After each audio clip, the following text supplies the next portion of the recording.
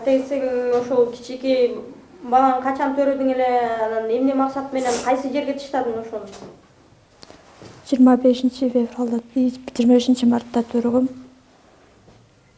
Кайдан төрөдүң? Бирок жанынан. Этажканын жанынан төрөгөм. Сен өзүң төрөдүң, эч ким жардам бербейби? Эч ким билбейт, эч ким да көргөн эмес, ата-энемдер да билбейт. Анан Төрөп ошол жерге таштап кеткем. Этажканын жанына. эмненин жанына? Этажканын жанына таштап кеткем. Эшик элеби? Ооба.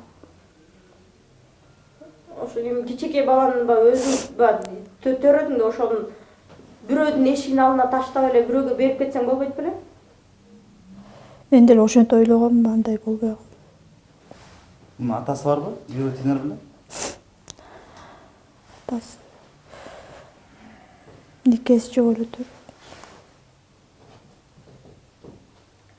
Бойман бүтүп калып. Мурда балаң бар беле, жок беле? Бир кызым бар. Башында турмушка чыккан бир кызым бар, биринчи күйөөмөн. Кызың кимде? Апам колунда. Өзүм апам. Азыр ата-энең баары уже билип калды да?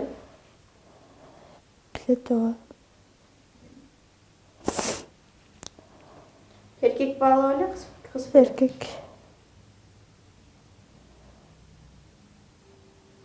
Кылган ишиңе өкүнүп атасың? Өкүнөм. Башка кыздарга эмне айтасың? Мындай окуя түшүмө да кирген эмес.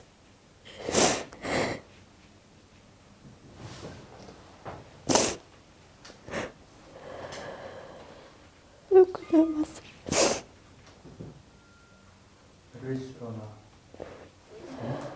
Ошону мисалы төрөп таштабай эле өзүң багып алсаң болбойт беле? Өзүм бакканга шартым жок.